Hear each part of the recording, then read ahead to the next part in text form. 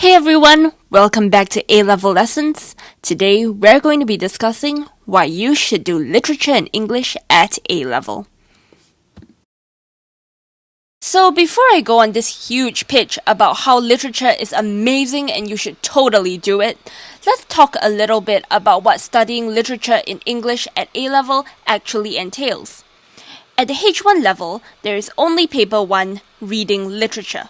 But at the H2 level, you do both paper 1 and either paper 2, which is Renaissance literature, or paper 3, the mind and self in literature.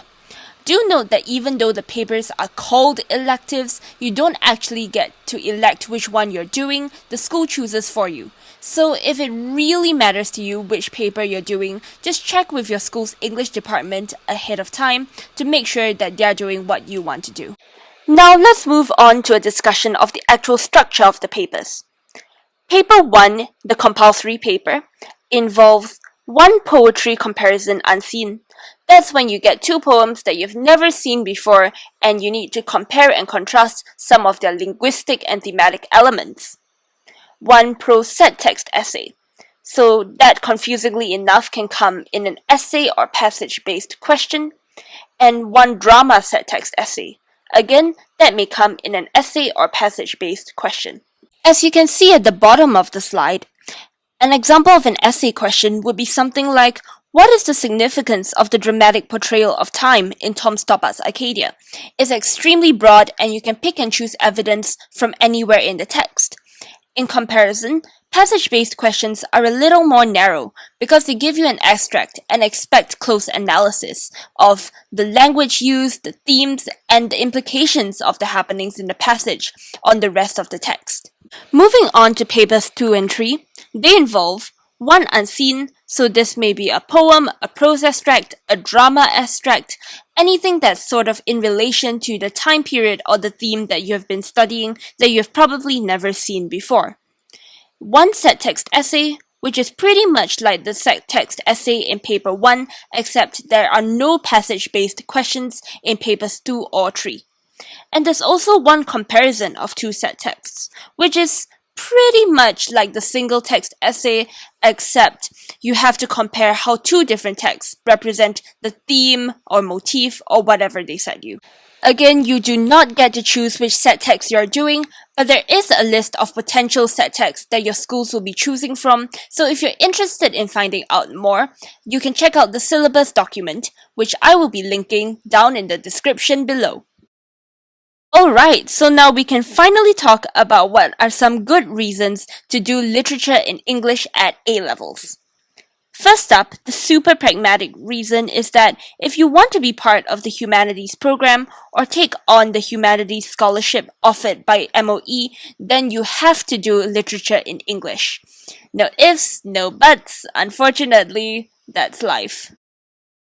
But I'm presuming that if you're watching this video, then you don't have your heart set on the humanities program. So another reason that you might want to study Lit in English at A-level is that it equips you with transferable skills. And yes, I know, transferable skills is a bit of a buzz phrase used to describe literally every humanities subject. But bear with me, I think English is pretty unique on this front. First up, really obviously, by reading good writing and writing about why good writing is good writing, you become a better writer. That's just how it works. So I think that if you want to brush up those essay writing argumentative skills, then Lit in English is a really good choice for you.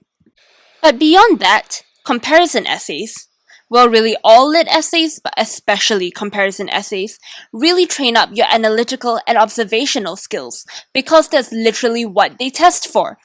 And that's useful not only in fields such as academia or the social sciences, but also in very competitive fields such as law. In fact, numerous law school admissions tests, such as the LNAT or the LSAT, specifically test for reading comprehension and writing. What better way to get a leg up than to literally study these two things for 2 years? There's also some preliminary evidence to suggest that studying Lit actually helps your understanding of STEM subjects such as computer science, so even if you're a really hardcore science student, maybe consider Lit as a contrasting subject. In addition, since the content is much lighter than geography, history, or even economics, I've heard from some of my friends that it has a slightly gentler learning curve than the other humanities subjects, making it a really good option even if you didn't study literature at secondary school. And of the last of the pragmatic reasons to do literature, at least in my experience, it's been so much easier to get relevant notes for my set text than for literally any other humanities subject. And the reason for that is that approaches to literature tend to be pretty universal, especially at the high school level. But in the case of, say, geography and soil profiles in the tropics, nobody's really teaching that in the large markets, and there's no Spark Notes equivalent for these topics, unless, you happen to stumble across A-level lessons before your A-levels. But enough of the pragmatism. Let's talk about more frivolous, personality-based reasons to study lit. And the first major thing is that if you're like me and you don't really like mugging super hard and memorizing a lot of content, literature is amazing because you get to bring your set text into the examination hall. If you do your annotations correctly and you're familiar enough with the text, that's basically like getting to bring your answer key into the exam. How cool is that? And the addendum to that is that literature is arguably the most subjective humanities subject that you could study. I have a few friends who don't really like that because they feel that marking schemes become super arbitrary and you are just figuring out what the teacher wants you to write. But at least in my experience, I have had a lot of times where I disagreed with the teacher and wrote my own thing and still scored pretty well. So it's not really about the content that you're reproducing, there are no key terms that you need to regurgitate or graphs you need to draw from memory. It's about how well you know the text and how well you can argue your points. And finally, your mileage may vary drastically on this, but if you genuinely love reading and you really enjoy your set text, studying for literature often doesn't feel like it's studying at all. It honestly feels like you're taking a break. And writing papers, especially when you're learning something new as you analyze poems or you find something really cool about your set text as you're writing an essay, honestly makes lit papers some of the most fun that you could do, and everyone needs a little bit of fun in JC. But, of course, the amount of fun you have really depends on who you are as a person. So even though I'm really trying to hard sell my favorite subject of all time here, I do want to offer some reasons or some conditions that if you fulfill, you might not want to study literature. And the first is if you don't like reading. This may seem really obvious, but it's a bigger problem than you might think. I had a few friends, classmates, who started taking literature because they wanted to be part of the humanities program.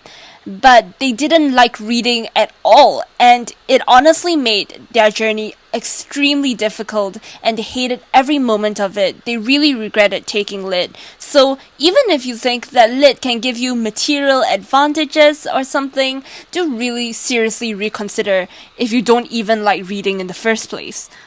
And the second is if you don't like writing. It's a bit of a coda to the don't like reading thing, but there is seriously a lot of writing in English Lit. You have to do 6 essays in 6 hours. My arm was ready to fall off after prelims and A-levels. So if you don't like writing, then you should really consider one of the other humanities subjects. At least econs has graphs and geography has DRQ. Thirdly, if you expect it to be an easy A, let me be clear, if you did well in like English or literature at secondary school, you will probably find JC Lit pretty manageable. But there is a very big difference between manageable and A, or doing well, especially at JC. I tried to go into my block test having only read the books like once or twice with no annotations, and it did not go well. So you do still have to study, even though the studying might be very different from drilling math questions or mugging content for geography and history. And lastly, this might seem like a really shallow reason, but if you've looked at the syllabus document, linked down in the description, and you've read through all the set texts or the set text that your school is going to do, and you realize that you really don't like any of them, then maybe you should consider not taking lit. I mean, don't let it stop you if you are really passionate about literature or you're sure you want to do it at university.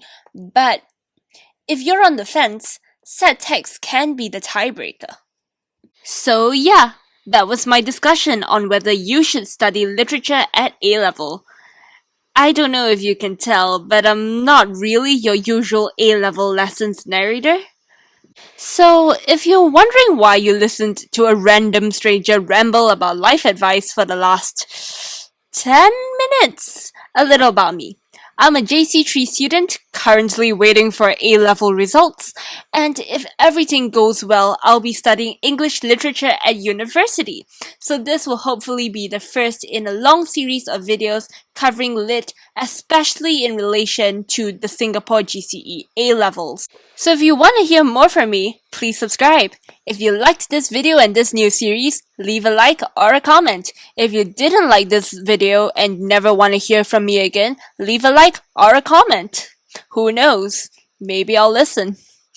Anyway, that's all from me today. See y'all. Bye.